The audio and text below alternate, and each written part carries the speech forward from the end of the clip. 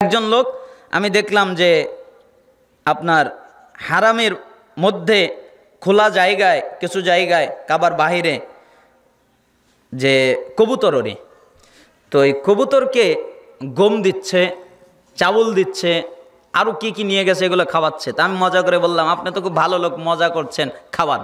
এই কথা বলে যাচ্ছিলাম, তখন উনি বললেন না এখানে কারণ আছে। তখন আমি আবার ঘুরলাম, কারণ আছে মানে কি বলেন তো? তখন বলে যে আমার এলাকার মা বোনেরা এই গম, এই কালাই এগুলো দিয়ে দিয়েছে, চাউল দিয়ে দিয়েছে, যে এই কবুতরদের খাওয়ালে মনোবাসনা পূর্ণ হবে, অর্থাৎ সে যদি সন্তান চায় আল্লাহ তাকে সন্তান দিবে। যে যখন তওয়াফ করছিলাম, তওয়াফ করার সময় আমাদের সাথে একজন বৃদ্ধ লোক আছে, বৃদ্ধ মানুষ, সে ওই হাজরে আসওয়াদের দিকে যেতে চাচ্ছে। তা আমি তাকে বললাম যাবার দরকার নেই। কেন? দেখেন না কত বড় বড় লোক, মানে রমাদানে তো প্রচুর ভিড়, আর ওটা হলো করোনায় বন্ধ ছিল, যেতে পারে নাই পৃথিবী থেকে মানুষ। তারপরে যখন খুলে দেওয়া হলো ওই সময় আল্লাহ আমাকে নিয়ে গেলেন, ওই সময় প্রচুর ভিড়, মানে হজের মতো এত ভিড়। তো আমি বললাম যায়েন না। কেন? গেলে ও আপনাকে একদম পিষ্ট করে ফেলবে। দেখেন না কত বড় বিশাল দেহের অধিকারী, আপনি বৃদ্ধ মানুষ, যাওয়ার দরকার নাই, দূর থেকে ইশারা করেন, আল্লাহ তাই আপনাকে নেকি দিয়ে দিবেন, আপনার কোনো অসুবিধা হবে না, আপনি দূর থেকে ইশারা করেন। উনি বলেন না আমি যাবই। তখন আমি বললাম আচ্ছা ঠিক আছে যান, কারণ ওনার আবেগ কাজ করতেছে, আমি যদি এখন বাধা দেই কেমন হবে? ওনার আবেগ যত কাজ করতেছে যাক। আমি ভাবছিলাম হাজরে আসওয়াদ চুম্বন করবে। তখন যখন গেল তখন কোমর থেকে একটা কাপড় বের করলো, কালো কাপড়। তখন আমি বললাম কি ব্যাপার, সাদা কাপড়ের ভিতরে কালো কাপড়, এটা তো হয় না, এক কালারের মধ্যে আর এক কালার, এটা তো হয় না। হয় সাদা কাপড় পরবে, এটা হলো উত্তম, অন্য অন্য কালার পরা জায়েজ, কিন্তু সে সাদা কাপড়ের ভিতর থেকে কালো কাপড় বের করলো কেন? ভিড়ের মধ্যে তাকে আর কিছু বলতে পারলাম না। চলে গেলাম, তাওয়াফ শেষ হয়ে গেল, ওমরা শেষ হয়ে গেল, হোটেলে চলে গেলাম। মাথা মুন্ডন করার পরে চলে যাওয়ার পরে তার সাথে দেখা হলো, বসে আছে রিসিপশনে। তাকে আমি বললাম দাদু ভাই একটা কথা বলি, রাগ করবেন না? আচ্ছা আপনি তাওয়াফ করার সময় কালো কাপড় বের করলেন কেন? কালো কাপড় বের করেছি কেন জানো? আমার এলাকার একজন বোন আছে, একজন মেয়ে আছে, তার সন্তান হয় না, অনেক দিন ধরে বিবাহ হয়েছে কিন্তু সন্তান হয় না। সে আমাকেই কাপড় দিয়েছে আর বলেছে কাবা ঘরের সাথে ঘষে আনবেন, ওইটা আমি আমার পেটে ঘষবো, তাহলে আল্লাহ আমাকে সন্তান দিবে। তাবারানী মুজামুল কাবির 639 নম্বর হাদিস, 641 নম্বর হাদিস। আজীব একটা হাদিস। রাসূল সাল্লাল্লাহু আলাইহি ওয়াসাল্লাম বলেন, যে ব্যক্তি কোনো দ্বীনি মজলিসে যায়, এরপরে 3টা কাজ করে, 1 বসে যায়, 2 মনোযোগ দিয়ে আলোচনা শোনে, তার মানে বাদাম খায় না, বুট খায় না, কালাই খায় না, চা খায় না, কফি খায় না, পান খায় না, পানি খায় না, কারোর সাথে কথাবার্তা বলে না। এই দেখেন এই জায়গায়ও আপনার সাথে আমার বুঝ মেলে নাই। কেন? রাসূল সাল্লাল্লাহু আলাইহি সাল্লাম বলছেন মনোযোগ দিয়ে যে জ্ঞান অর্জন করে, তো মনোযোগ মানে পানি খেলে মনোযোগ থাকে, বাদাম খেলে, বুট খেলে, কালাই খেলে, চা খেলে, আরো কিছু খেলে মনোযোগ থাকে? মনোযোগ থাকে না। তো আমার বুঝ, যেহেতু পানি, চা, কফি এগুলো খেলে মনোযোগ নষ্ট হয়, তাই আমি আমার বক্তব্যের শুরু থেকে নিয়ে আজ পর্যন্ত জিন্দিগিতে 1 সেকেন্ডের জন্য পানি পান করিনি।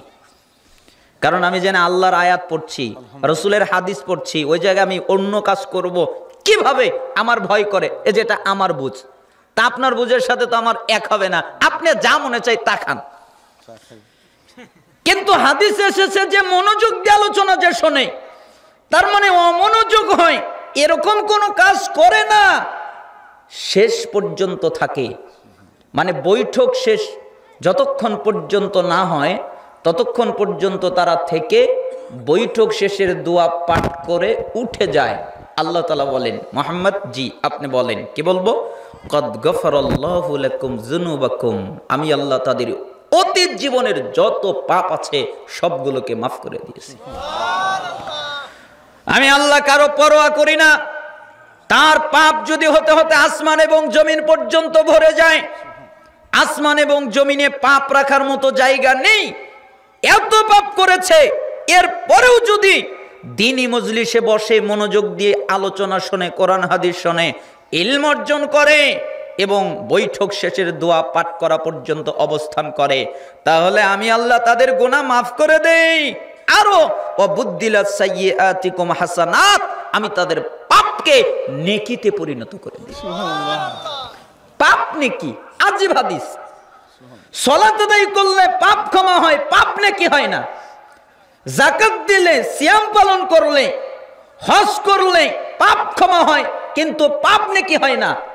জিহাদ করলে পাপ ক্ষমা হয়, ইসলাম কবুল করলে পাপ ক্ষমা হয়, হিজরত করলে পাপ ক্ষমা হয়, কিন্তু পাপ নেকি হয় এরকম কথা নেই। কিন্তু দ্বীনি মজলিসে বসলে, আলোচনা শুনলে পাপ তো ক্ষমা হয়, আর যত পাপ সারা জীবনে করেছে সবগুলো আল্লাহ নেকি বানিয়ে দেয়। সহিহ হাদিস। তার মানে এটা দামি মজলিস, সবচেয়ে দামি, সবচেয়ে গুরুত্বপূর্ণ মজলিস এটা। আপনার এই 13 পাড়ার এই এলাকাবাসী যদি বুঝতো, এলাকাবাসী যদি জানতো যে জ্ঞান অর্জন করা, জ্ঞানের মজলিস কত গুরুত্বপূর্ণ, তাহলে এই জায়গায়, এই খোলা ময়দানে জায়গা দেওয়া সম্ভব হতো না। কিন্তু তারা বোঝেনি, তারা বুঝতে পারেনি। এখানে গানের মজলিস হলে, এখানে সুরেলা কণ্ঠের আলোচনা হলে, মিথ্যা কিস্সা কাহিনীওয়ালা লোকজন আসলে মানুষের ঢল পড়ে যেত। কিন্তু আমার কথা ভিন্ন কথা, কারণ আমাকে তো অনেকে সহ্য করতে পারে না, হয়তো আমার কথা শুনতে চাচ্ছে না, এরকম ঘটতে পারে। তারপরেও কোরআন এবং হাদিসের ভালোবাসা থাকলে, ব্যক্তি যেমনই হোক, কোরআন এবং হাদিসের ভালোবাসা থাকলে অন্তত মজলিসের ফজিলত নেওয়ার জন্য হলেও মজলিসে বসতো, ঠিক না? আল্লাহ তাআলা যেন আপনাদেরকে কবুল করেন এবং আপনাদের গুনাহ ক্ষমা করেন এবং আপনাদের গুনাহকে নেকিতে পরিণত করেন। ওই পর্যন্ত ধৈর্য ধরে থাকার তৌফিক যেন দান করেন। আপনারা ভয় পেয়েন না, আজকে 24 ডিসেম্বর, আমি আপনাদের 25 ডিসেম্বরে আলোচনা করব না, চিন্তা করার কোনো দরকার নেই। এই জন্য ভয় পাওয়ার কোনো প্রয়োজন নেই। যেই তারিখে উঠিয়েছেন ওই তারিখে আপনাদেরকে বিদায় দিব ইনশাআল্লাহ। আল্লাহ তাআলা যেন সহজ করে দেন। আমি আমার খুতবার মধ্যে একটা আয়াত পাঠ করেছি, ওয়ামা আতাকুমুর রাসূলু ফাখুযুহু, রাসূল তোমাদের যা দেয় তোমরা তা নেও, এবং রাসূল তোমাদের যা থেকে নিষেধ করেন তা থেকে তোমরা বিরত হও। ওয়াত্তাকুল্লাহ, এ ব্যাপারে আল্লাহকে ভয় করো। ইন্নাল্লাহা শাদীদুল ইকাব, নিশ্চয়ই আল্লাহ শাস্তিদানে কঠোর, কঠিন। আল্লাহ তাআলা শুধু দয়া করতে পারে এমনটা নয়, আল্লাহ তাআলা শুধু রহমত করতে পারে এমনটা নয়, আল্লাহ তাআলা কঠিন শাস্তিও দিতে পারে, আযাবও দিতে পারে। অতএব রাসূল যদি কোনো কথা বলে তাহলে তোমরা শোনো, তিনি যদি কোনো কাজ থেকে নিষেধ করে তাহলে তোমরা বিরত হও। এই হাসরের 7 নম্বর আয়াতের এক অংশ দ্বারা এটা বোঝা যায় যে রাসূলের কথা, তার আনুগত্য করাটা জরুরি।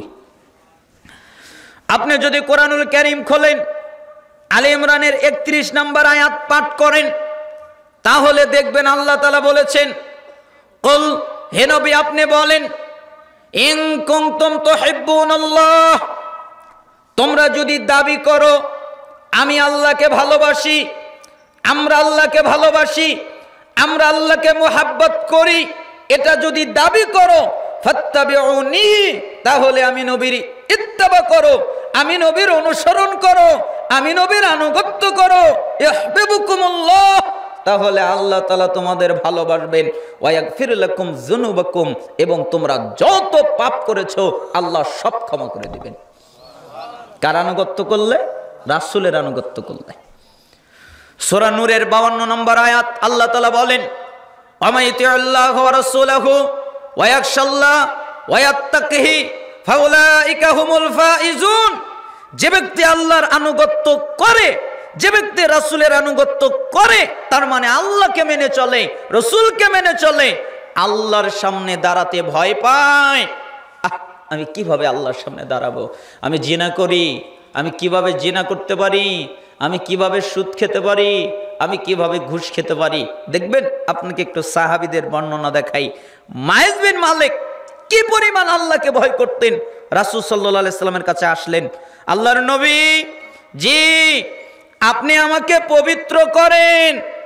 আরে যাও, যা করেছো করেছো, আল্লাহর কাছে মাফ চাও, আল্লাহর কাছে ক্ষমা চাও, আল্লাহ তোমাকে মাফ করে দিবে, আল্লাহ তোমাকে ক্ষমা করে দিবে, চলে যাও। মায়েজ বিন মালিক চলে গেলেন।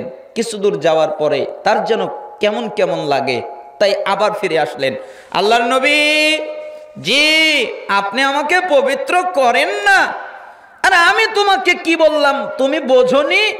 আমি তোমাকে বলেছি আল্লাহর কাছে মাফ চাও, আল্লাহর কাছে ক্ষমা চাও, আল্লাহ তোমাকে মাফ করবে, আল্লাহ তোমাকে ক্ষমা করবে, যাও।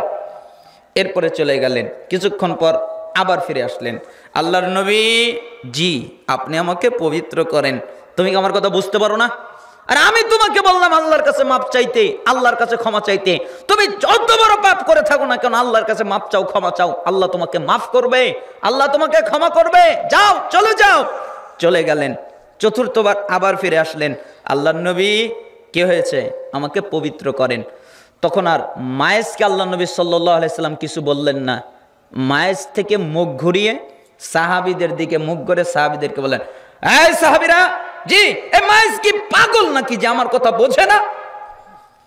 আমি ওকে বললাম আল্লাহর কাছে মাপ চাইতে, আর আমাকে বলে পবিত্র করেন, ও কি পাগল? তখন সাহাবীরা বললেন, আল্লাহর নবী ও পাগল নয়। তখন তিনি বললেন, ও বুঝেছি, মদ পান করেছে, তাই না?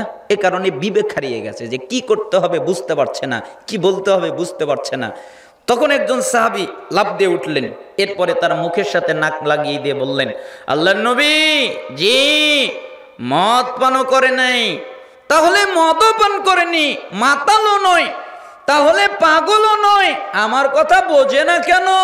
আমি তাকে বললাম আল্লাহর কাছে মাপ চাইতে, ক্ষমা চাইতে, সে কেন বোঝে না? এরপরে মুহাম্মদ সাল্লাল্লাহু আলাইহি ওয়াসাল্লাম বললেন, আচ্ছা বলো কি করেছো? কয়বার ফিরিয়ে দিলেন? 4 বার। আর আমি আর আপনি যদি হতাম, এই আব্দুল্লাহ কি করেছে জানোস? এই কি করেছে, কি করেছে, তাড়াতাড়ি বল। আর মুহাম্মদ সাল্লাল্লাহু আলাইহি সাল্লাম শুনতেই চাচ্ছে না, ফিরিয়ে দিচ্ছেন, যাও, যা করেছো করেছো, আল্লাহর কাছে মাপ চাও। চতুর্থবার যখন আসলেনই তখন তিনি বললেন, আচ্ছা কি করেছো?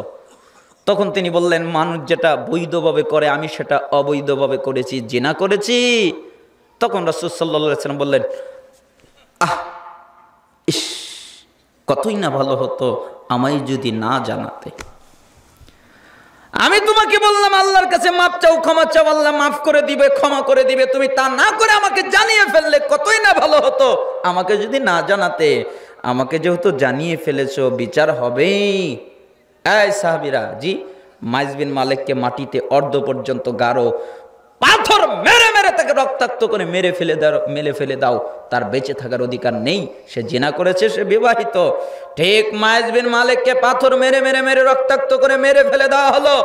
রক্ত ছিটে ছিটে সাহাবীদের গায়ে লেগে গেল। তাই কিছু সাহাবীরা অভিযোগ শুরু করলেন, অভিশাপ করলেন। তখন রাসূল সাল্লাল্লাহু আলাইহি সাল্লাম বললেন, সাহাবীরা, জি শোনো, মায়েজ বিন মালিক যে তওবা করেছে, এই তওবা তাম পৃথিবীর সমস্ত উম্মতের মধ্যে, মানুষের মধ্যে যদি বন্টন করে দেওয়া হয়, ওদের আর তওবা লাগবে না, মায়েজের এক তওবায় ওরা মুক্তি পেয়ে যাবে। এটা হলো মায়েজের তওবা। আর মিশকাতে এসেছে 70 জনকে, সে যদি জিহাদ থেকে পালিয়ে আসে, কোন বর্ণনা এসেছে 70 জন পাপিষ্ঠ যদি ক্ষমা চায়, ক্ষমা নাও চায়, তাও এই মায়েজ বিন মালিকের তওবা দিয়ে তাদেরকে ক্ষমা করে দেওয়া হবে। এটা হলো মায়েজ বিন মালিকের তওবা। আর মুসান্নাফ ইবনে আবি শাইবা এসেছে গোটা উম্মত তাদেরকে ক্ষমা করে দেওয়া হবে। মায়েজ বিন মালিকের এই এক তওবা এত পাওয়ারফুল, কেন?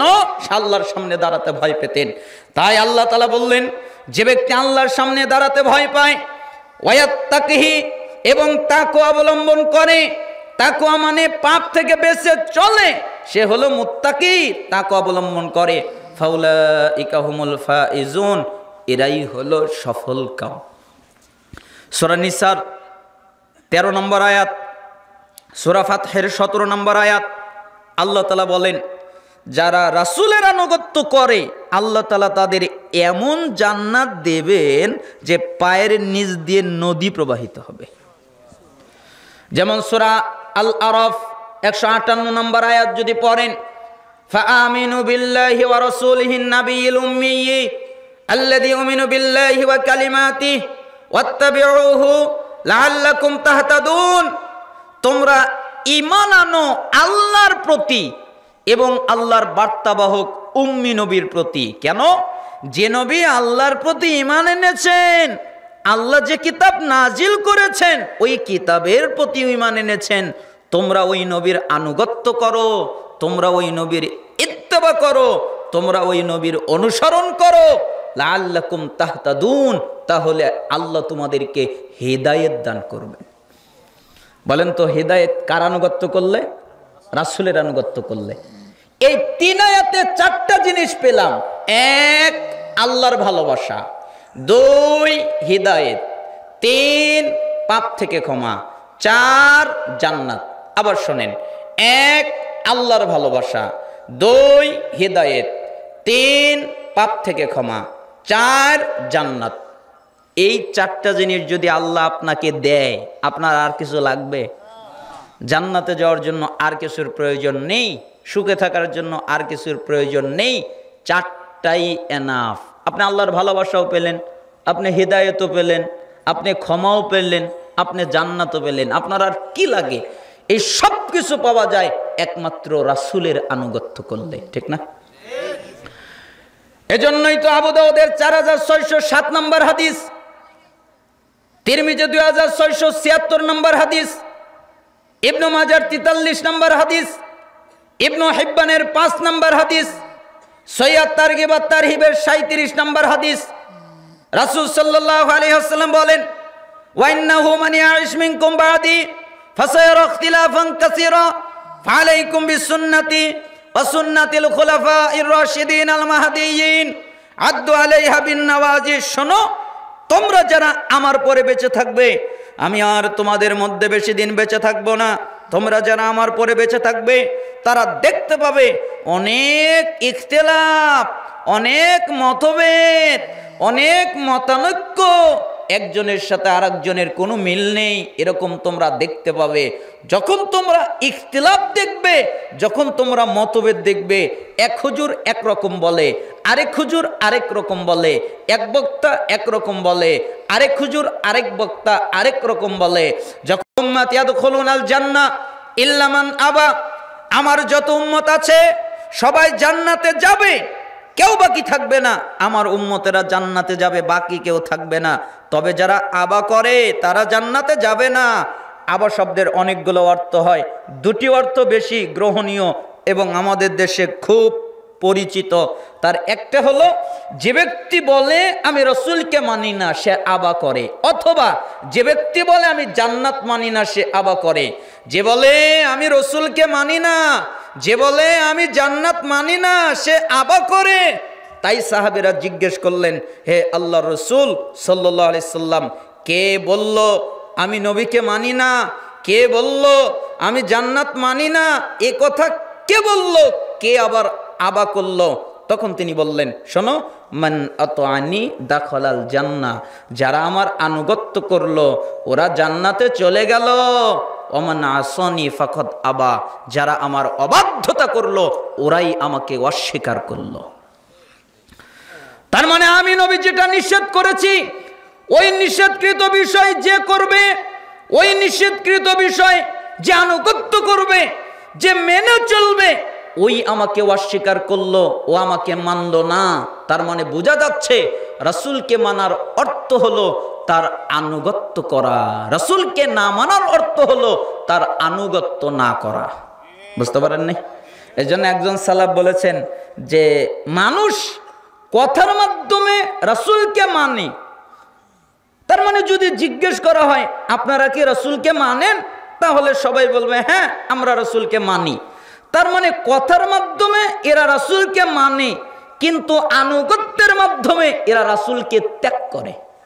কেন? আনুগত্যের সময় আর রাসূলের আনুগত্য করে না, ইত্তেবা করে না, শয়তান যা বলে তাই করে, ঠিক না? এই জন্য সালাফের একটা বাণী আছে যে অকুলতুম নুহিব্বুর রাসূল সাল্লাল্লাহু আলাইহি ওয়াসাল্লাম ওয়া তারাকতুম সুন্নাতাহু, তোমরা বলো আমরা রাসূলকে ভালোবাসি, আমরা রাসূলকে মহব্বত করি, একথা তোমরা বলো, কিন্তু তোমরা নিজেরাই রাসূলের সুন্নাত ত্যাগ করো। আর ওই দিকে ওয়াকুলতুম নালআনু ইবলিস ওয়া তা'তুমুহু, তোমরা বলো ইবলিস খারাপ, ইবলিস জঘন্য, ইবলিস মন্দ, কিন্তু তোমরা নিজেরা ওই ইবলিসকেই মানো, তাই না? বলে আমরা রাসূলকে ভালোবাসি কিন্তু তার সুন্নাত ত্যাগ করে, আর এদিকে বলে আমরা ইবলিসকে ঘৃণা করি কিন্তু সে ইবলিসের আনুগত্য করে। তার মানে এতক্ষণ দ্বারা আমি আপনাকে বুঝাতে চাইলাম আল্লাহর নবী যা বলবেন আপনার জন্য মানা বাধ্যতামূলক, জরুরি, যদি কল্যাণ পেতে চান, ঠিক না? কেন? রাসূলকে মানা মানে আল্লাহকেই মানা। সূরা নিসার ৮০ নম্বর আয়াতে আল্লাহ তাআলা পরিষ্কারভাবে বলে দিয়েছেন, মাইতিয়া রাসূল ফাকাদ আতা আল্লাহ, যে ব্যক্তি রাসূলকে মানলো ওই ব্যক্তি কাকে মানলো? আল্লাহকে মানলো। আজকে আমি আপনাদের সামনে সংক্ষিপ্ত বিষয়ে যে বিষয়ে আলোচনা করতে চাচ্ছি তা হচ্ছে কিয়ামতের পূর্বের ফিতনা। কিয়ামতের পূর্বে পৃথিবীতে অনেক ফিতনা ফাসাদ দেখা দিবে, দেখা যাবে। তার কয়েকটি জরুরি ফিতনা আপনাদের সামনে উল্লেখ করতে চাচ্ছি হাদিসের মাধ্যমে। হুযায়ফা ইবনুল ইয়ামান রাদিয়াল্লাহু আনহু তিনি বলেন, রাসূলুল্লাহ সাল্লাল্লাহু আলাইহি ওয়াসাল্লাম বলেছেন, হুযায়ফা ইবনুল ইয়ামান বলেন, একদিন আল্লাহর নবী আমাদের মধ্যে দাঁড়ালেন, এরপরে কিয়ামত পর্যন্ত যা যা ঘটবে সব তিনি বললেন। তিনি বললেন এটা হবে, তিনি বললেন সেটা হবে, তিনি বললেন এরকম হবে, তিনি বললেন সেরকম হবে, যা ঘটবে তাই বললেন। যার মনে রাখারও মনে রাখলো, যার ভুলে যাওয়ারও ভুলে গেল। আমার বন্ধুগণ যারা, আমার সাথীগণ যারা, আমি হুযায়ফার বন্ধু যারা, তারা জানে এমন কিছু বিষয় আছে যা আমি হুযায়ফা নিজেই ভুলে গেছি। ওই রকম ভাবে যখন তোমাদের কেউ দূরে চলে গেলে মানুষ তার চেহারা ভুলে যায়, আবার সামনে আসলে মানুষ তাকে চিনতে পারে, ঠিক না? যেমন বাপ, এই বাপ বা আব্বা এই কথাটা যখনই বললাম তখনই কিন্তু আপনাদের পিতার কথা মনে হয়েছে, তাই না? এর আগে কিন্তু মনে ছিল না, এর আগে আমারও মনে ছিল না। যখন বললাম তখন মনে পড়ে গেল, অথবা যখন দেখব তখন মনে পড়ে যাবে ঠিক আমি হুযায়ফা এরকম ভাবে ফিতনা ভুলে গেছি। কিন্তু যখন ঘটতে দেখি তখন আবার মনে পড়ে যায়। অত্র হাদিস দ্বারা বোঝা যায় কিয়ামতের আগে অনেক ফিতনা পৃথিবীতে নিপতিত হবে। জুবাইর ইবনে আদি রাহিমাহুল্লাহ তিনি বলেন, আমি একদিন আনাস ইবনে মালিক রাদিয়াল্লাহু আনহুকে জিজ্ঞেস করলাম, আল্লাহর নবীর সাহাবী আনাস, জি হাজ্জাজ বিন ইউসুফ আমাদের উপরে জুলুম করে, আমাদের উপরে অত্যাচার করে, আমাদের উপরে নির্যাতন করে, এটা হলো পৃথিবীর সত্য বাস্তব ইতিহাস। যখনই যে শাসক হবে ওই 5 খলিফা বাদে তারা চলে গেছেন, আবু বকর রাদিয়াল্লাহু আনহু, ওমর ইবনুল খাত্তাব রাদিয়াল্লাহু আনহু, ওসমান রাদিয়াল্লাহু আনহু, আলী রাদিয়াল্লাহু আনহু, আরেকজন ছিলেন ওমর ইবনে আব্দুল আজিজ রাহিমাহুল্লাহ, তাদের কথা ভিন্ন। এছাড়া পৃথিবীতে যখন যে শাসক হয়েছে অধিকাংশ শাসকই, বেশিরভাগ শাসকই সাধারণ মানুষদের উপরে জুলুম আর অত্যাচার করেছে। বাংলাদেশে হয় নাই অত্যাচার? আয়না ঘর বানিয়ে অত্যাচার হয়েছে, কত আধার কুঠির বানিয়ে মানুষদের উপরে অত্যাচার হয়েছে, জুলুম হয়েছে। যেরকম করে বাসার সিদনিয়া কারাগার তৈরি করে মুসলমানদের উপরে, সাধারণ মানুষদের উপরে জুলুম করেছে, অত্যাচার করেছে। এমনকি এমন ঘর তৈরি করেছে, এমন সেল তৈরি করেছে যে তাদের লোক যখন পালিয়ে গেছে তখন উদ্ধারকারী বাহিনীরা দরজায় খুঁজে পায়নি যে ঢুকবে কোথায় দিয়ে। ভেঙে ভেঙে ঢুকেছে, ভেঙে ভেঙে সাধারণ মানুষদের বের করেছে, কত নিরীহ নারীদেরকে বের করেছে, নারীদের উপরে ধর্ষণ করেছে, নির্যাতন করেছে। পৃথিবীতে যারা শাসক হয়েছে তারা জুলুম করেছে, অত্যাচার করেছে। এজন্যই জুবাইর ইবনে আদি বললেন যে হাজ্জাজ বিন ইউসুফ আমাদের উপরে জুলুম করে, আমাদের উপরে অত্যাচার করে, আমাদের উপরে নির্যাতন করে, আপনি কি কিছু আমাদের করতে বলেন? তখন তিনি বললেন, ইসবিরু, তোমরা ধৈর্য ধারণ করো। কেন? আমি তোমাদের নবীকে বলতে শুনেছি যে পৃথিবী যত সামনের দিকে যাবে তত মানুষজন খারাপ হতে থাকবে, যত সামনের দিকে কিয়ামতের দিন অগ্রসর হবে তত মানুষ খারাপ হতে থাকবে, ততক্ষণ পর্যন্ত যতক্ষণ তারা আল্লাহর সাথে সাক্ষাৎ না করে, তার মানে তাদের মৃত্যু না হয়, আর কিয়ামত যতদিন পর্যন্ত না হয় ততদিন পর্যন্ত মানুষ খারাপ হতে থাকবে। তাই আমি বলতে চাই 2024 সাল যত ভালো আছে, 25 সাল আরো খারাপ হয়ে যাবে, আজ থেকে 30 সাল আরো খারাপ হয়ে যাবে, 40-50 সাল আরো খারাপ হয়ে যাবে। দিন যত গড়াবে মানুষ তত খারাপ হতে থাকবে, তত জঘন্য হতে থাকবে, তত নোংরা হতে থাকবে, ঠিক না? আপনি তাকান না মুসলমানদের ভিতরে কি অবস্থা। ঢাকা শহরে মুসলমান তারা মানুষকে দাওয়াত দেয়, তারা নাকি সবচেয়ে নিরীহ মানুষ। 40 দিনের জন্য বের হয়, 120 দিনের জন্য বের হয়, নিজের টাকা খরচ করে তারা মানুষকে দাওয়াত দেয়, অথচ তাদের মধ্যে আজ কয়েক বছর ধরে ঝগড়া চলছে। সাদ আর জুবাইর, তাই না? দুইটা গ্রুপ হয়ে ঝগড়া হচ্ছে, আর ঝগড়ার ফলাফল কি? একজন মারাই গেল, আর কতজন আঘাতপ্রাপ্ত হলো, কতজন হসপিটালে গেল, কত মানুষের রক্ত ঝরালো, তাই না? এটা কি মুসলমানের আদর্শ? এটা কি সালাফদের আদর্শ? হাদিস পড়েন, মুসলিমের 2564 নাম্বার হাদিস খোলেন, আপনি আদর্শ আগে শিখতে হবে। সালাফি খালি রফলি দান করাতে নয়, বুকে হাত বাঁধাতে নয়, জোরে আমিন বলাতে নয়, সালাফি আকীদায় হতে হবে, সালাফি মানহাজে হতে হবে, সালাফি ব্যবহারে হতে হবে, সালাফি চরিত্রে হতে হবে, সালাফি কথাবার্তায় হতে হবে, সালাফি ব্যবসায় হতে হবে, সালাফি লেনদেনে হতে হবে, প্রত্যেক জায়গায় সালাফি হতে হবে। খালি শুধু বিদাতীদের বিরুদ্ধে রদ করার নাম সালাফি নয়, রাতে কিয়াম করে দাঁড়িয়ে আল্লাহর সামনে 2 চোখের পানি ছেড়ে দেওয়া, এটাও হলো সালাফি।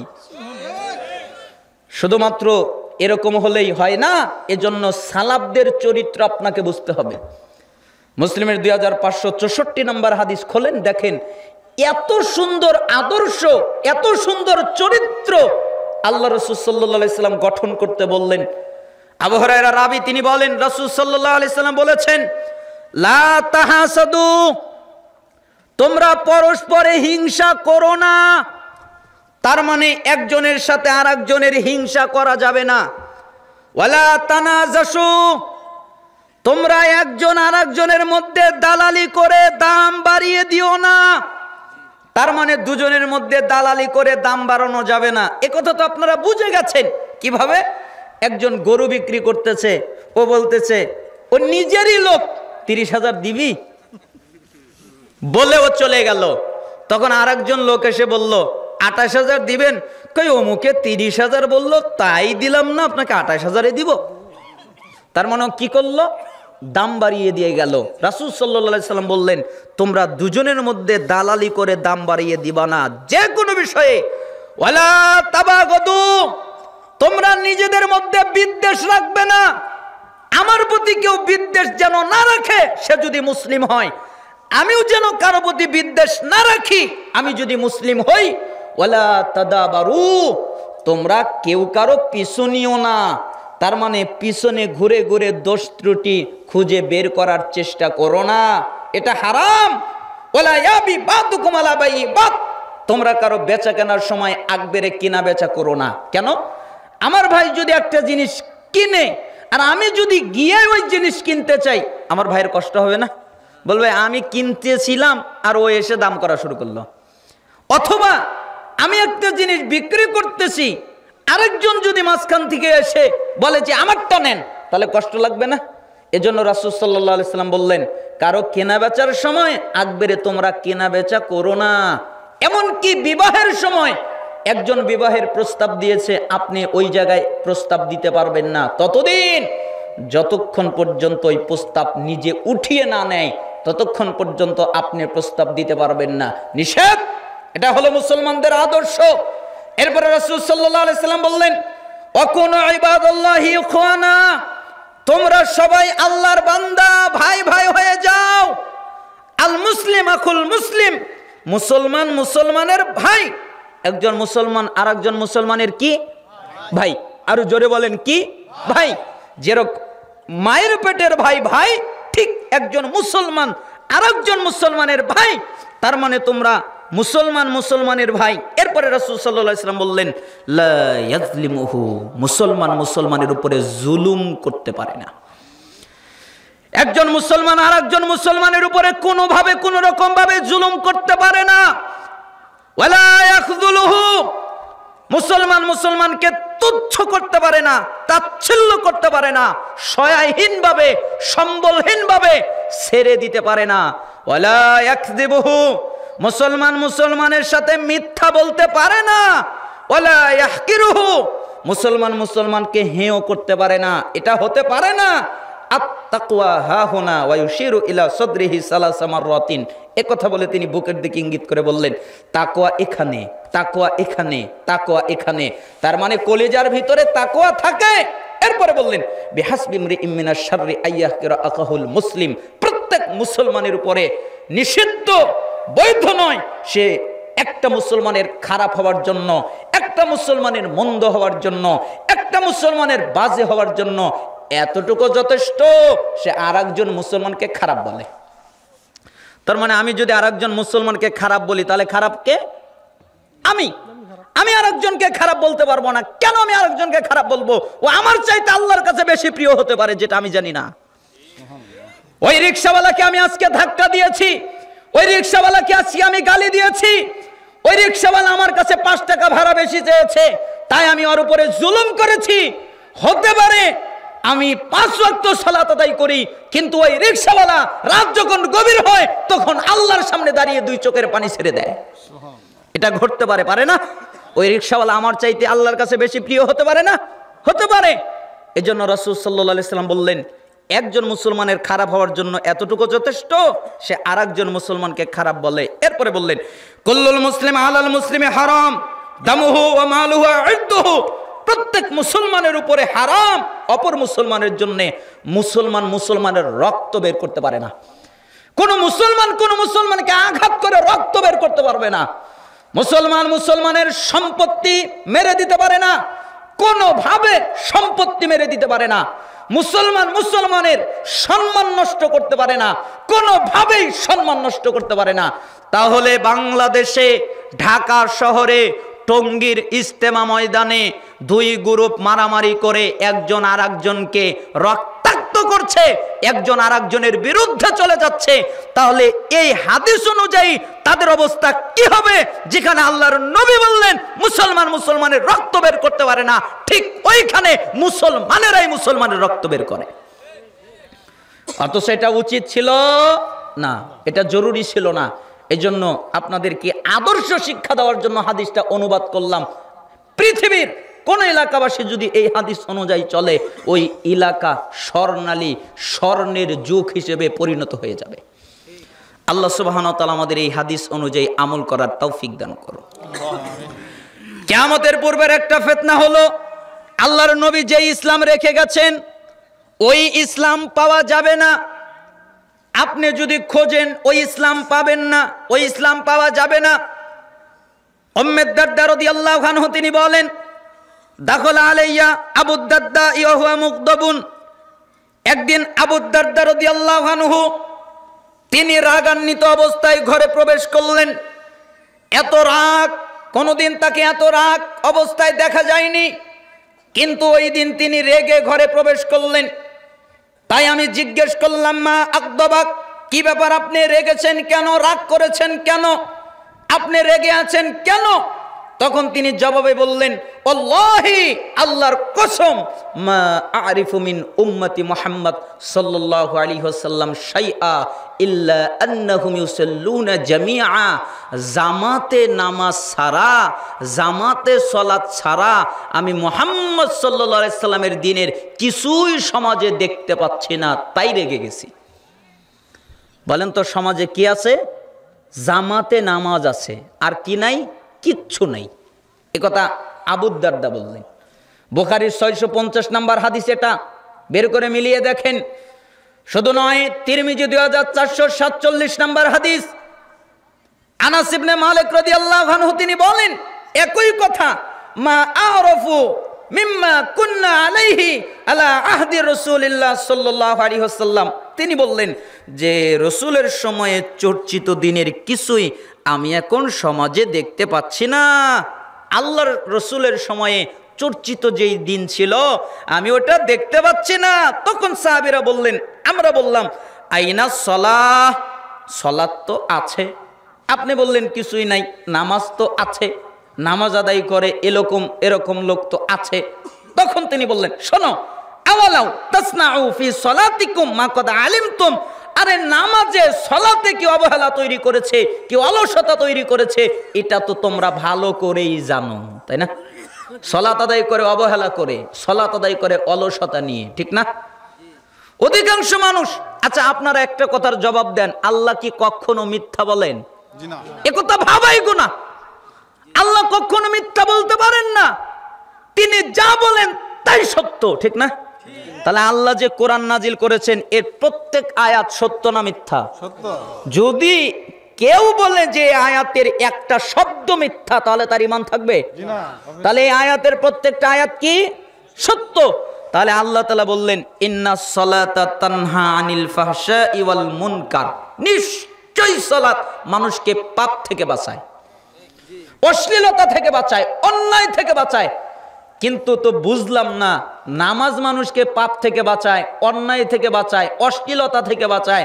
ও নামাজও পড়ে, সুদও খায়, ও নামাজও পড়ে, ঘুষও খায়, ও নামাজও পড়ে, জিনা করে। তাহলে বোঝা যাচ্ছে কেমন ঘটলো? আল্লাহ বললেন নামাজটাকে পাপ থেকে, অন্যায় থেকে, অশ্লীলতা থেকে বাঁচায়, আর ও নামাজ পড়ে এগুলো করে। তাহলে বোঝা যাচ্ছে ও নামাজই হয় নাই, ঠিক না? যেমন মুস্তাদরেক হাকিমের 8365 নম্বর হাদিস, আব্দুল ইবনে আমর রাদিয়াল্লাহু আনহু তিনি বলেন যে ইয়াতিন নাস জামানুন ইয়াজতামিউনা ফিল মাসাজিদ ওয়া লাইসা ফীহি মুমিন, অচিরেই কিছু মানুষ দলবদ্ধ হয়ে মসজিদে আসবে, একত্রিত হয়ে মসজিদে আসবে, কিন্তু দুঃখের বিষয় তাদের মধ্যে একজনও মুমিন থাকবে না, সবগুলো বেঈমান। সালাফরা এই বাক্যের ব্যাখ্যা করতে গিয়ে তারা বলেছেন এর মূল অর্থ হলো সত্যিকারের ঈমানদার পাওয়া যাবে না। সালাত আদায় করবে জামাতের সাথে, কিন্তু পরিপূর্ণ ঈমানদার পাওয়া যাবে না। তাই তো দেখি সালাত আদায় করে সুদ খায়, সালাত আদায় করে ঘুষ খায়, সালাত আদায় করে জিনা করে, সালাত আদায় করে ব্যভিচার করে, সালাত আদায় করে মিথ্যা বলে, সালাত আদায় করে গীবত করে, সালাত আদায় করে প্রতিবেশীকে কষ্ট দেয়, সালাত আদায় করে যত পাপ আছে সব করে। তার মানে বোঝা যাচ্ছে ওর সালাতও হচ্ছে না, আরো পরিপূর্ণ ঈমানদারও না। কথা বুঝতে পারছেন না? যদি ও পরিপূর্ণ ঈমানদার হতো আর যদি সালাত কবুল হতো, তাহলে যত পাপ আছে সমস্ত পাপ থেকে বের হতে পারত, ঠিক না? আল্লাহর আয়াত তো, আল্লাহ তো আর মিথ্যা বলেন না। নিশ্চয়ই সালাত মানুষকে পাপ থেকে বাঁচায়। তার মানে পাপ থেকে বাঁচতে পারছে না, বোঝা যাচ্ছে ওর সালাত হচ্ছে না, ও পরিপূর্ণ ঈমানদার এখনো হতে পারে নেই। এজন্য বললেন অলসতার সাথে সালাত আদায় করবে, রাসূলের সময়ের দিন পাওয়া যাবে না। আকীদায় দেখেন কত বিভ্রান্তি রয়ে গেছে। আমাদের দেশের এক শ্রেণীর মানুষ বলেই দেয় যে আল্লাহ নিরাকার, বলে না? কতজন বলে? আপনাদের এলাকার লোকেরা হয়তো বলেন আপনারা আহলুল হাদিস মানুষ, কিন্তু আমরাও বলতাম আল্লাহ আমাকে ক্ষমা করে দিক, কারণ আমরা জানতাম না, আমরা বুঝতে পারি নাই। যখন আমরা জানতে পেরেছি, বুঝতে পেরেছি, তখন আমরা আকীদা চেঞ্জ করেছি। তখন আমি আকীদা চেঞ্জ করার পরে বুঝলাম কি আশ্চর্য কথা। এরা বলে আল্লাহ নিরাকার, আবার এরাই বলে যে জান্নাতে সবচেয়ে বড় নিয়ামত আল্লাহ দেখা। আরে আল্লাহ যদি অস্তিত্বই না থাকে তো জান্নাতে দেখবে কি? দুনিয়ায় একটা জিনিস অস্তিত্ব নাই, মানুষ তাও বলে, ওটা হলো ঘোড়ার ডিম, বলে না? ঘোড়ার ডিম খুব বলে, কিন্তু ঘোড়ার কি ডিম আছে? নেই। অথচ আল্লাহর অস্তিত্ব আছে, তাও বলে আল্লাহ নিরাকার। আল্লাহর হাত নাই, আল্লাহর হাত আছে, আল্লাহর পা আছে, আল্লাহর চেহারা আছে, আল্লাহ কথা বলেন, আল্লাহ শোনেন, আল্লাহ খুশি হন, আল্লাহ রেগে যান। এখন যদি আপনি বলেন কেমন, তাহলে আমি বলবো আল্লাহর যেমন লাগবে আল্লাহ তেমন। তার মানে রসুলের দেওয়া দিন পাওয়া যাবে না, তার বিশুদ্ধ আকীদা অনেক জায়গায় পাওয়া যাবে না, সালাত বিশুদ্ধভাবে পাওয়া যাবে না।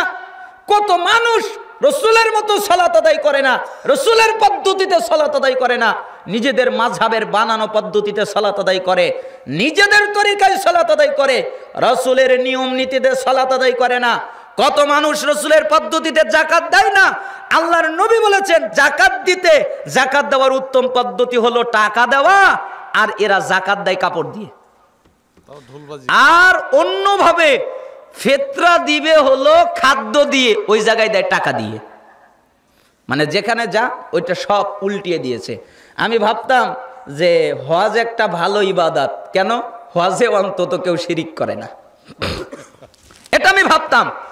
কিন্তু যখন আল্লাহ তাআলা আমাকে তার ঘরে নিয়ে গেলেন, তখন আমি দেখলাম যে আমাদের সফর সঙ্গী দুজন লোককে দেখলাম। তার একজন লোক আমি দেখলাম যে আপনার হারামের মধ্যে খোলা জায়গায়, কিছু জায়গায় কাবার বাহিরে যে কবুতর ওরে, তো এই কবুতরকে গম দিচ্ছে, চাউল দিচ্ছে, আরও কি কি নিয়ে গেছে এগুলো খাওয়াচ্ছে। তা আমি মজা করে বললাম আপনি তো খুব ভালো লোক, মজা করছেন, খাওয়ান, এই কথা বলে যাচ্ছিলাম। তখন উনি বললেন না এখানে কারণ আছে। তখন আমি আবার ঘুরলাম, কারণ আছে মানে কি বলেন তো? তখন বলে যে আমার এলাকার মা বোনেরা এই গম, এই কালাই এগুলো দিয়ে দিয়েছে, চাউল দিয়ে দিয়েছে, যে এই কবুতরদের খাওয়ালে মনোবাসনা পূর্ণ হবে, অর্থাৎ সে যদি সন্তান চায় আল্লাহ তাকে সন্তান দিবে। তারপরে আমি তার আগের ঘটনা, যে যখন তওয়াফ করছিলাম, তওয়াফ করার সময় আমাদের সাথে একজন বৃদ্ধ লোক আছে, বৃদ্ধ মানুষ, সে ওই হাজরে আসওয়াদের দিকে যেতে চাচ্ছে। তা আমি তাকে বললাম যাবার দরকার নেই। কেন? দেখেন না কত বড় বড় লোক, মানে রমাদানে তো প্রচুর ভিড়, আর ওটা হলো করোনায় বন্ধ ছিল, যেতে পারে নাই পৃথিবী থেকে মানুষ। তারপরে যখন খুলে দেওয়া হলো, ওই সময় আল্লাহ আমাকে নিয়ে গেলেন, ওই সময় প্রচুর ভিড়, মানে হজের মতো এত ভিড়।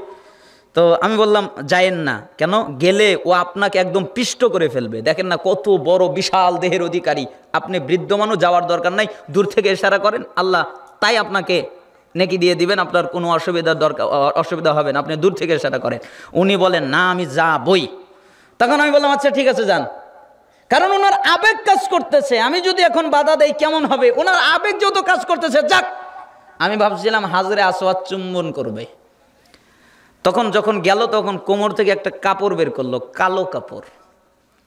তখন আমি বললাম কি ব্যাপার, সাদা কাপড়ের ভিতরে কালো কাপড়, এটা তো হয় না, এক কালারের মধ্যে আর এক কালার, এটা তো হয় না, হয় সাদা কাপড় পরবে, এটা হলো উত্তম, অন্য অন্য কালার পরা জায়েজ, কিন্তু সে সাদা কাপড়ের ভিতর থেকে কালো কাপড় বের করলো কেন? ভিড়ের মধ্যে তাকে আর কিছু বলতে পারলাম না। চলে গেলাম, তাওয়াফ শেষ হয়ে গেল, উমরা শেষ হয়ে গেল, হোটেলে চলে গেলাম। মাথা মুন্ডন করার পরে, চলে যাওয়ার পরে তার সাথে দেখা হলো, বসে আছে রিসিপশনে। তাকে আমি বললাম দাদু ভাই একটা কথা বলি, রাগ করবেন না? আচ্ছা আপনি তাওয়াফ করার সময় কালো কাপড় বের করলেন কেন? কালো কাপড় বের করেছি কেন জানো? আমার এলাকার একজন বোন আছে, একজন মেয়ে আছে, তার সন্তান হয় না, অনেক দিন ধরে বিবাহ হয়েছে কিন্তু সন্তান হয় না। সে আমাকেই কাপড় দিয়েছে আর বলেছে কাবা ঘরের সাথে ঘষে আনবেন, ওইটা আমি আমার পেটে ঘষবো, তাহলে আল্লাহ আমাকে সন্তান দিবে। মানে ওর আকীদা কি? তখন আমি বললাম আপনাকে পেটন দেয় নাই? আপনি যেটা ঘষতে গেছেন পেটন দেয় নাই? কয় না, বাড়ি কয়েকটা দিছে। তো বাড়ি দিয়েছে, তাও কি ঘষছেন? কয় না, ঘষার পরেই বাড়ি দিয়েছে। তার মানে ও ঘষেই আছে। তে ওই ওমরা যে করতে গিয়েছে ওটা কি কবুল হলো?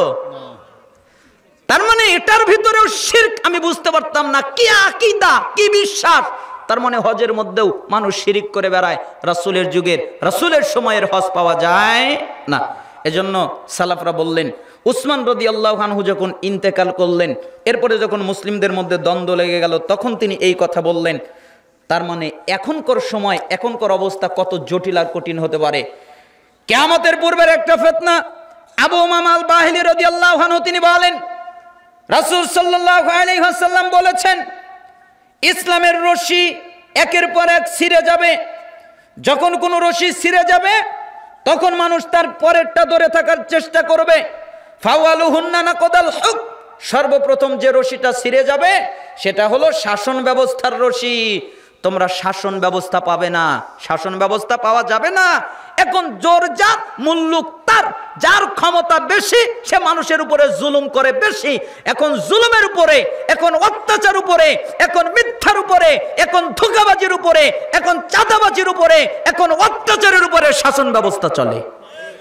তার মানে তোমরা শাসন ব্যবস্থা পাবে না, এটা প্রথমে চলে যাবে।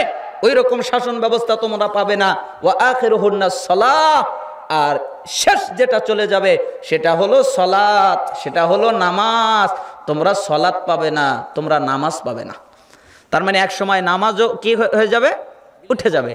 আচ্ছা, বাংলাদেশ কয় পার্সেন্ট মুসলমানের দেশ? আরো জোরে বলেন, কয় পার্সেন্ট? 90 বা 93, যাই বলেন, কম বেশি। তে আমি আশ্চর্য হই যে বাংলাদেশের 90% যদি বলা হয় মুসলমান, তার 88% হলো বেনামাজি। আর যদি বলেন 93% মুসলমান, তাহলে আর 91% হলো বেনামাজি। ঠিক না? নামাজ পড়ে না। তাই তো সুদাইস হাফিজাহুল্লাহ তার খুতবার মধ্যে একদিন বলেই ফেলেছিলেন, বাংলাদেশ ওটা তো ভৌগোলিক মুসলমান, মানে ভৌগোলিকভাবে ওরা মুসলিম, কিন্তু ঈমানের কারণে, আকীদার কারণে ওরা মুসলিম নয়। এজন্য রাসূল সাল্লাল্লাহু আলাইহি সাল্লাম বলেছেন, লা তাতরুকান্না সলাতান মাকতুবাতান মুতাআম্মিদান ফাইন্না মান তারাকা সলাতান মাকতুবাতান মুতাআম্মিদান ফাকাদ বারিয়াত মিনহু জিম্মাতুল্লাহ। তোমরা ইচ্ছা করে সালাত ছেড়ে দিও না, ইচ্ছা করে নামাজ ছেড়ে দিও না। কেন? যে ব্যক্তি ইচ্ছা করে নামাজ ছেড়ে দেয়, সালাত ছেড়ে দেয়, আল্লাহ তার উপর থেকে দায়িত্ব উঠিয়ে নেয়। মানে আল্লাহর কোনো দায়িত্ব তার উপরে নাই। অন্য হাদিসে এসেছে আল্লাহর দ্বীনের কোনো দায়িত্ব নাই, অন্য হাদিসে এসেছে আল্লাহ রসুলের দায়িত্ব নাই। তার মানে আল্লাহ থেকে মুক্ত, আল্লাহ রসুল থেকে মুক্ত, আল্লাহর দ্বীন থেকে মুক্ত যারা সালাত আদায় করে না। আপনাদের এলাকায়, আপনারা তো আহলুল হাদিস মানুষ, আপনাদের এলাকায় তো অনেক আলেম ওলামা আসে।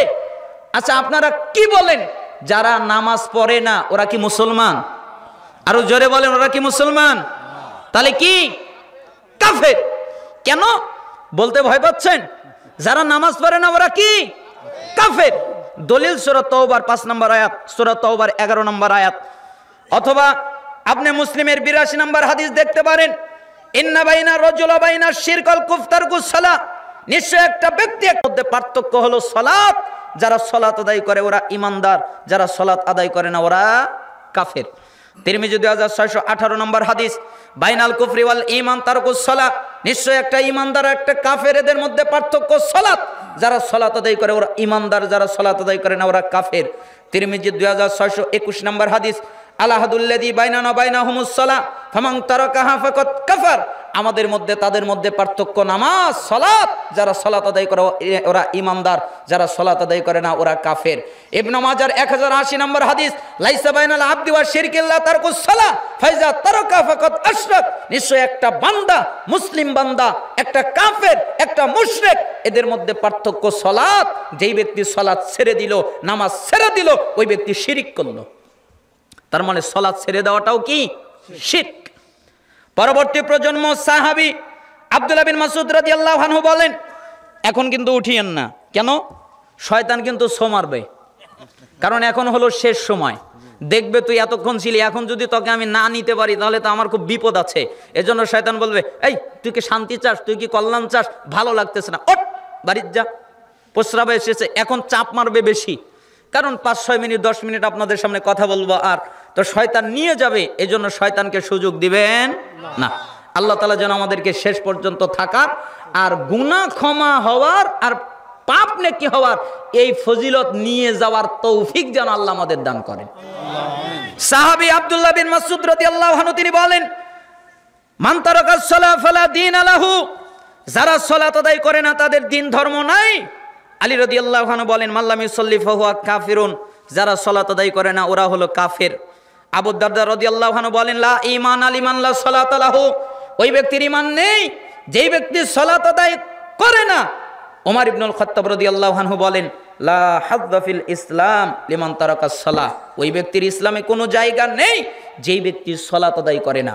পরবর্তী প্রজন্ম তাবি আব্দুল্লাহ বিন শাকিক ইজমা বর্ণনা করছেন, কানা সাহাবু মুহাম্মদ সাল্লাল্লাহু আলাইহি ওয়াসাল্লাম লা ইয়ারাউনা শাইআম মিনাল আমাল তারকুহু কুফরুন গায়রাস সালাহ। সাহাবীরা আমলের মধ্যে কোনো আমল ছেড়ে দেওয়াকে কুফরি মনে করতেন না, একমাত্র সালাত ছাড়া। কেউ যদি সালাত ছেড়ে দিল তাহলে সাহাবীরা তাদেরকে কাফের মনে করত।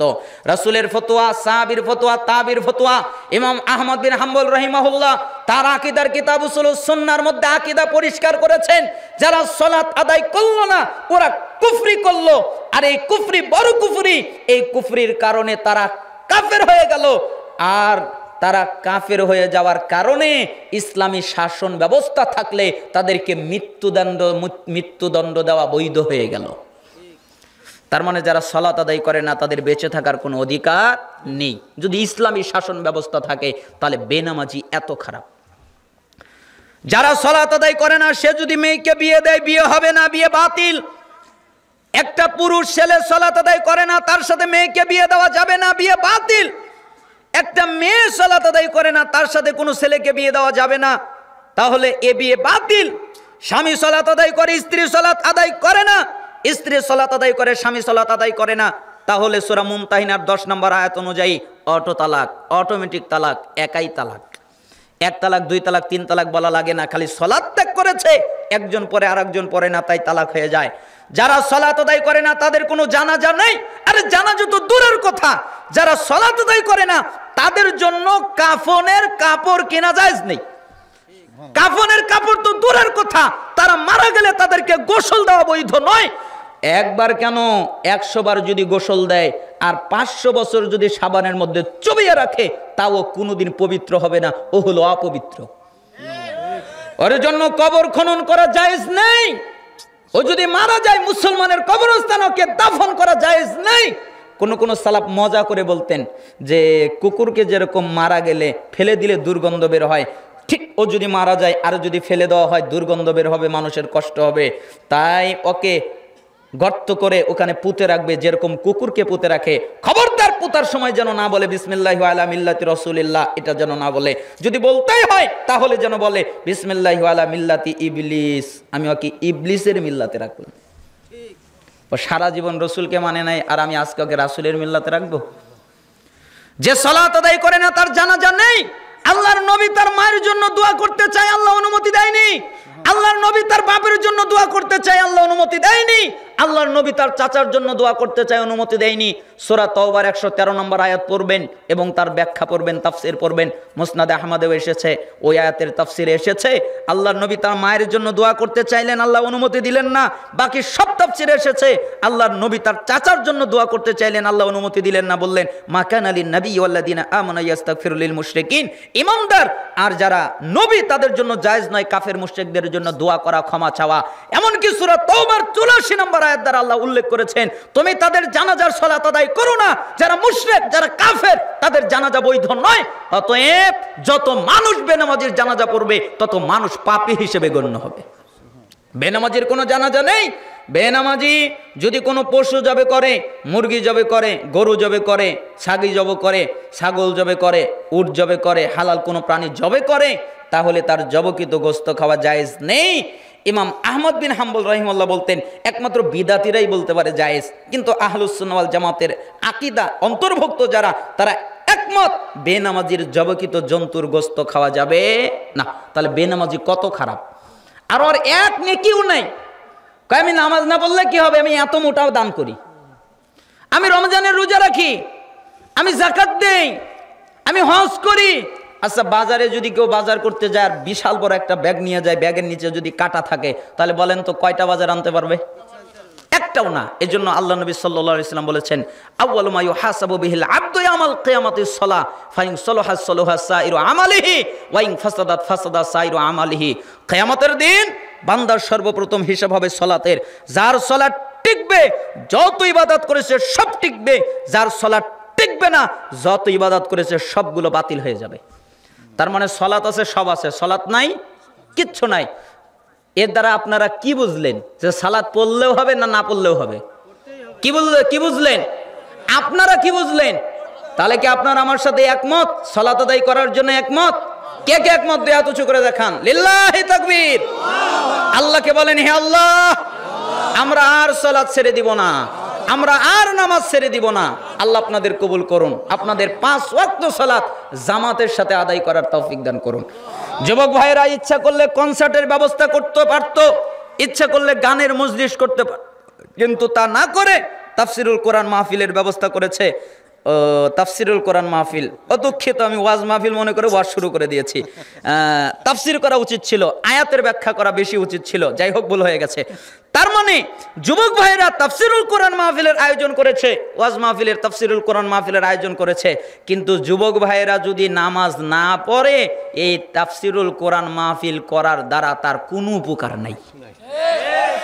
এই জন্য যুবক ভাই, আমি আপনাদেরকে ওসিয়ত করছি, আমি আপনাদেরকে নসিহত করছি, আপনার জরুরিভাবে 5 ওয়াক্ত সালাত আদায় করবেন।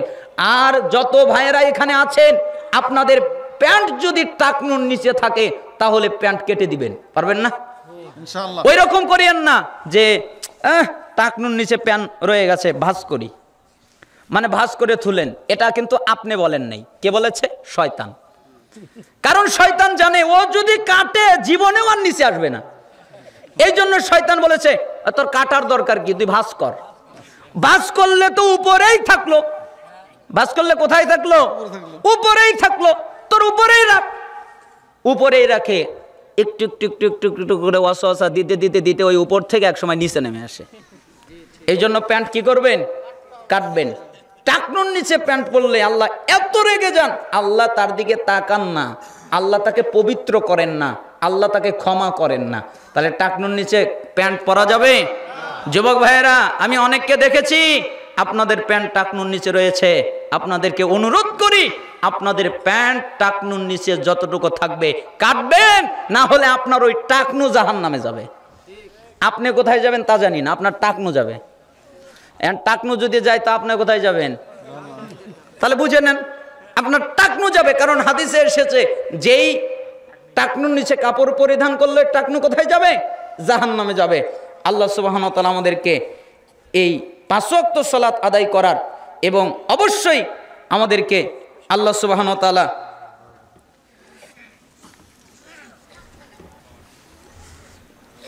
শাইখ, আমি বর্তমানে ঋণগ্রস্ত, আমার প্রায় 6-7 লাখ টাকার ঋণ আছে। অন্যদিকে আমার স্ত্রীর স্বর্ণের গহনা আছে, যার বর্তমান মূল্য প্রায় 3 লাখ টাকার মতো। এখন কি আমার স্বর্ণের বা রূপার যাকাত আদায় করতে হবে? আপনার স্ত্রীর যদি স্বর্ণ থেকে থাকে আর সেটা যদি 7.5 ভরি নিসাব পরিমাণে পৌঁছে যায়, তাহলে আপনাকে ঋণও পরিশোধ করতে হবে। আর যতক্ষণ পর্যন্ত আপনি ঋণ পরিশোধ করবেন না, আপনার কাছে ওই সম্পদ আছে, ততক্ষণ আপনাকে তার যাকাত দিতে হবে। কথা বুঝতে পারছেন? যতক্ষণ আপনি তার মালিক, ততক্ষণ আপনাকে যাকাত দিতে হবে। সিরিয়া বিজয়ী হলো, আর কি কি আলামত প্রকাশ পেলে ইমাম মাহাদির আগমন ঘটবে? অনেক আলামত বলতে গেলে আমি তো ওই বিষয়ে আলোচনা ধরছিলাম, 2টা না 3টা পয়েন্ট যেতেই পারিনি, মূল আলোচনায় ঢুকতেই পারিনি। 12টা বাজছে না?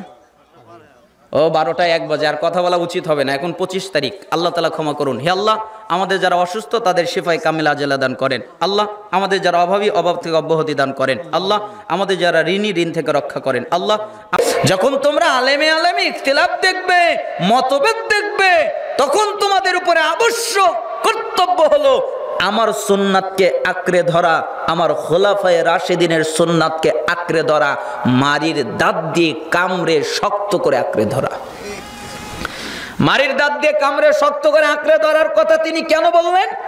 কারণ একটা কাপড়কে যদি কেউ মারির দাঁত দিয়ে কামড়ে ধরে, যেরকম টেনে মারির দাঁত থেকে তার মুখ থেকে ছুটানো যায় না সহজে, ঠিক তুমি সুন্নাত আমল করবে এত জটিল ভাবে যেন তোমার থেকে সুন্নাতকে আলাদা করা না যায়।